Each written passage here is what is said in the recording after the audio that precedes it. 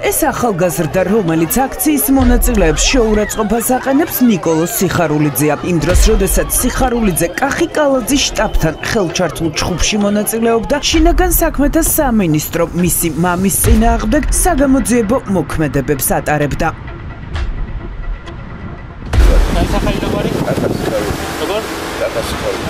ეს კახა სიხარულიძეა, პარტია ქართული ოცნების ეგრეთ წოდებული ტიტუშკის ნიკოლოზ სიხარულიძის მამა და კაცი, რომელიც პროკურატურამ ციხეში ქურდულ სამყაროსთან კავშირის და რძის ბიზნესის სავარაუდო რეკეტის გამო გაუშვა. სიხარულიძის და მისი კრიმინალური საძმოს დასაკავებლად სპეცოპერაცია თბილისში ჩატარდა. კახა სიხარულიძე თავს დამნაშავედ არ ცნობს, ჩვენ ამას დავამტკიცებთ სასამართლოში, რომ ის უდანაშაულოა, მას უსაფუძვლოდ აქვს აყენებული ბრალი. ანუ უდანაშაულო ადამიანი დააკავა პროკურატურამ, ხო სწორად გავიგე? დიახ, ასე ფიქრობენ, რომ მან რაღაც დანაშაული ჩაიდინა და ჩვენ ვამტკიცებთ და ვამბობთ, ვადასტურებთ იმას, რომ არანაირი დანაშაული არ აქვს მას ჩადენილი. და მისი შვილი ამ ფონზე მაინც ქართული ოცნების სამსახურშია, ეგრეთ. მე რატომ მეკითხებით ამას? ძიმე დანაშაულისთვის დაკავებული ოცნების აქტივისტის მამა ბრალს არ აღიარებს და თავს უკანონო პატიმრად მიიჩნევს. ამ დროს კი მისი შვილი ამ ხელისუფლებას ერთგულებას აქციის მონაწილე ქალებზე ძალადობით უმტკიცებს.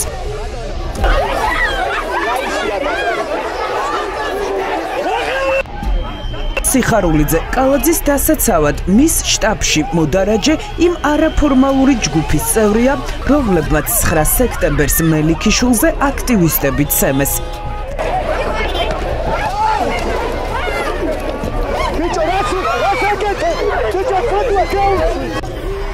საზოგადოებას კი თავი განსაკუთრებით ამ უხამსი ჟესტით დაამახსოვრა. ქართული ოცნების ეგრეთ წოდებული ტიტუშკის ნიკოლოზ სიხარულიძის გვარი შაბათის ეთერის მიერ მოპოვებულ პოლიციის ფაილებშიც ფიგურირებს.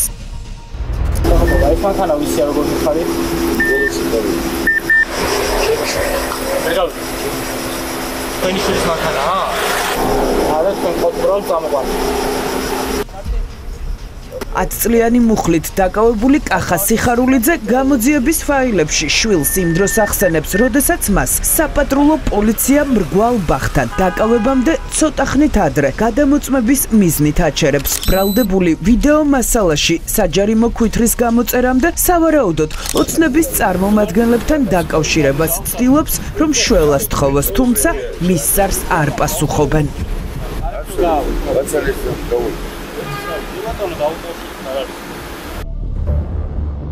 შაბათის ეთერის მიერ მოპოვებული ფაილებით დგინდება, რომ კახა სიხარულიძის და მისი გარემოცვის წინააღმდეგ გამოძიება თვეების განმავლობაში მუშაობდა და განსაკუთრებულ კონტროლზე წყავდათ აყვანილები. ბიზნეს რეკეტის საქმე კი, რომელშიც ეგრეთ წოდებული კანონიერი ქურდი გურამ ჩიხლაძე, იგივე კვეჟოვიჩი და მისი გარემოცვა ფიგურირებს ქარელში. ამ საქონლის ფერმასა და რძის საწარმოში შავი სამყაროს ინტერესებს უკავშირდება.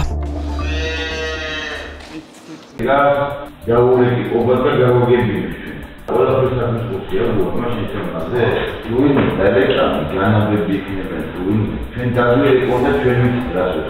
Masvela barage axmed Amerika. Araberi Cemalio imaskeniyo qurargebao ra, ro ar shevrtsqveto. Khogeunemi erti igi kide dzma da i pulsas gavageteb. ფერმა, რომლის გამოც ციხეში 9 პირი, მათ შორის კანონიერი ქურდის, კვეჟოვიჩის საძმო და ბიზნესმენები აღმოჩნდნენ ქარელის რაიონში სოფელ ქვენატკოცაში მდებარეობს.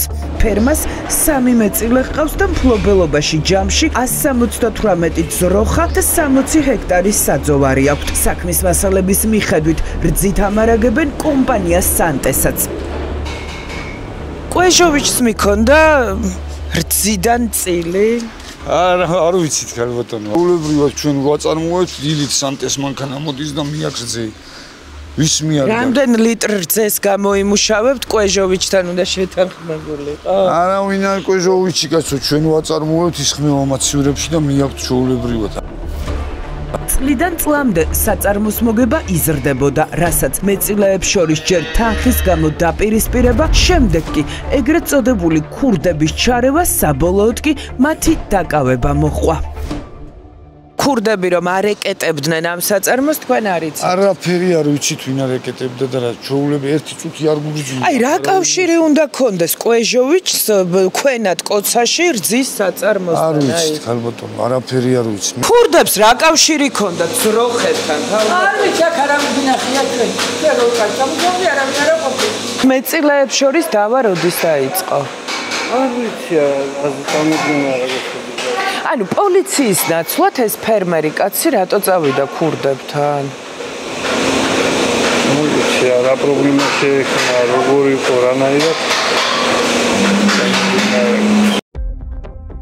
გამოძიების ფაილების მიხედვით შავ სამყაროს დავის გადასაწყვეტად პირველად რძის საწარმოს ერთ-ერთმა მფლობელმა მიმართა. სწორედ ამ დროს ჩნდება სისხლის სამართლის საქმეში 70 წლის ჯემალ ჯელია, ეგრეთ წოდებული კრიმინალური ავტორიტეტი და კანონიერი ქურდის კვეჟოვიჩის ნდობით აღჭურვილი პირი.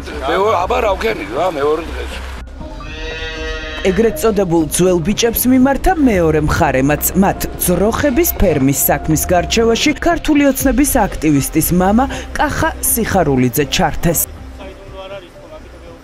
კახაძე მივაცემია ჯემალის კაცი ვინც არის. ფულს რომ იცემენ, ვეთქვი ჯემალის მიაქცია ყურადღება თქვა.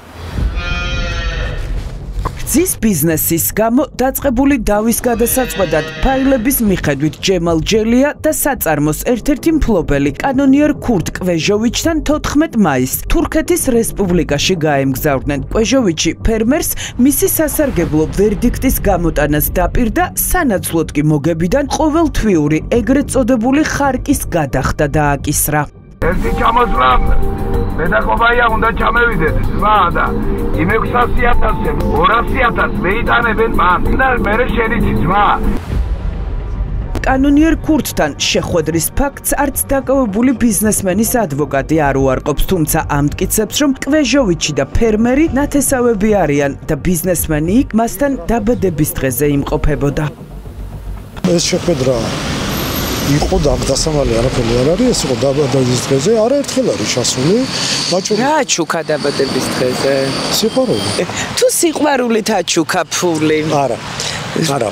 აქ ფულის ჩუქებაზე არ არის. ანუ არ ეკეტებდა კვეჟოვიჩი საქმის მასალების მიხედვით კვეჟოვიჩის დაჯგუფება რძის საწარმოს, ბატონო. ვერანაირად ვერ გადაიკეთებოდა. ჯერ ესეთი ეს რძის საწარმო არ არის სიმხელა კონგლომერატი, რომ ინტერესს წარმოადგენდეს გარე პირის ბიზნეს ინტერესს. ერთს ამბობს ადვოკატი, მაგრამ სულ სხვა წერია საქმის მასალებში. პოლიციის ფაილები დგინდება, რომ თურქეთიდან საქართველოში დაბრუნებულმა ჯემალ ჯელიამ ბიზნესმენების ტერორი და მათ შორის თანხის გადანაწილებაზე დავის გადაწყვეტა შავი სამყაროს წესებით დაიწყო. ეგრეთ წოდებული საქმის გარჩევის ადგილი ვაკეში, ჟვანიას ქუჩაზე ეს ოფისი იყო. ერთ-ერთი ასეთი შეხვედრის ამსახველი კადრები საქმის მასალებში ცდევს. აქ ჯელიასთან ქართული ოცნების აქტივისტი მამა კახა სიხარულიძე მიდის.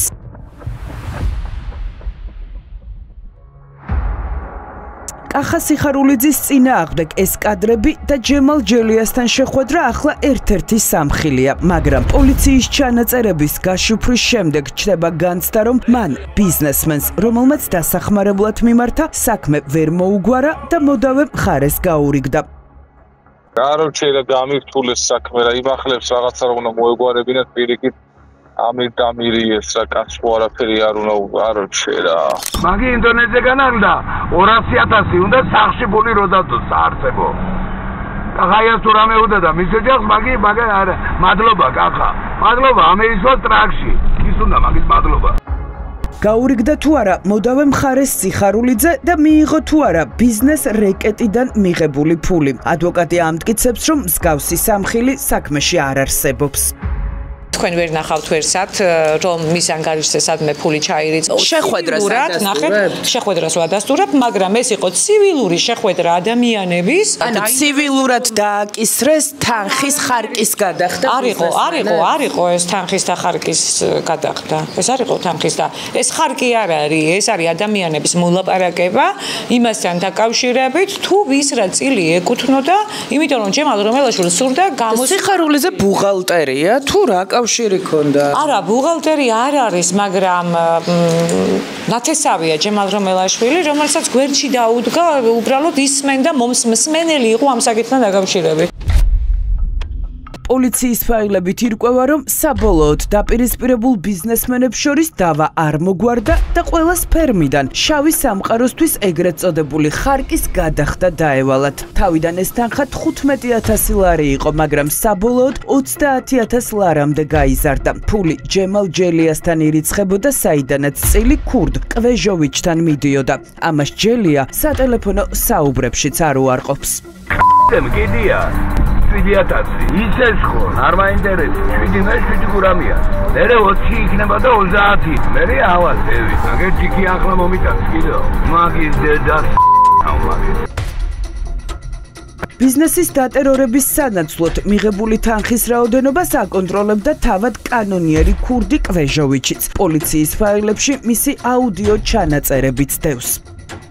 ამ თვეში კიდე ერთხელ იქნება 7 ძმა და მერე ეიწევა უკვე 20-30-მდე იქნება მერე ყოველთვიურად. ასე იქნება მერე სისტემატიურად. მე უფრო დიდები კიდო გეიჭრება. ბატონო.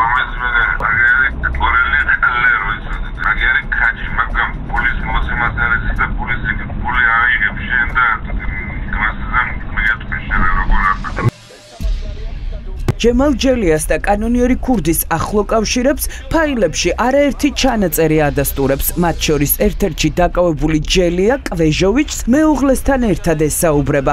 ის წუხს, რომ კანონიერ ქურდს საქართველოში ჩამოსვლის უფლებას არ აძლევენ. შენახარ და ოჯახი შენი რა, ჩემთვის, ჩემი ოჯახისა. მე მეტი არავინ არ ამყავს. ვარით არა ვარ ჩიხლაძე, თუ არა, სული და გული და სიცხლი და ხორცი ჩიხლაძე ვარ. როგორ მეიმედები, გურამი, როგორ მეიმედები, რო იცოდე რა. არის რომ გეცან მაინც მივყავ. ეს ოჯახია ჩვენი, აბა მეტი ვინა? ამ სატელეფონო საუბრიდან მალევე ჯემალ ჯელია და კახა სიხარულიძე დააკავეს. ქართული ოცნების აქტივისტის მამა გამოძიებასთან არ თანამშრომლობს და ჩვენება არ მიუცია, მაგრამ ჯემალ ჯელიამ პოლიციას ყველაფერი მოუყვა, მათ შორის აღიარა ფერმის რეკეტიც. ფერმის ერთ-ერთმა მეწილემ მთხოვა ჩავრეულიყავი მასსა და მის პარტნიორებს შორის დავის გადაწყვეტაში. მე ვიცნობ და ახლო ურთიერთობა მაქვს გურამ ჩიხლაძესთან, იგივე კვეჟოვიჩთან. ასევე ვიცნობ კახა სიხარულიძესაც. ჩვენ ერთად ვიხდიდით სასჯელს. ასევე ვადასტურებ, რომ მე ამ დავის გარჩევის დროს მივიღე თანხაც კონკრეტული ბიზნესმენებისგან.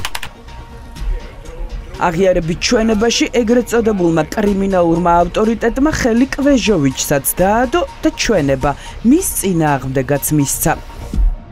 მოდავე ბიზნესმენი და მე კანონიერ ქურდს კვეჟოვიჩს შევხვდით სტამბოლში. გადაწყდა, რომ დავის მის სასარგებლოდ გადაწყვეტის სანაცვლოდ ბიზნესმენი მე და კვეჟოვიჩს გადაგვიხდიდა თვეში 30,000 ლარს და თან ბიზნესის 25%-ს გადმოგვიფორმებდა. მე ფულს ვათეთრებდი და კვეჟოვიჩს თურქეთში ორთაჭალის ავტოსადგურიდან ავტობუსით ვუგზავნიდი. ფულს ვისვატანდი მისი სახელი და გვარი არ ვიცი. ელოდება თუ არა საპროცესო გარიგებას კანონიერი ქურდის წინააღმდეგ მიცემული ჩვენების სანაცვლოდ კითხვა ჩვენ ჯემალ ჯელიას ადვოკატს დავუსვით.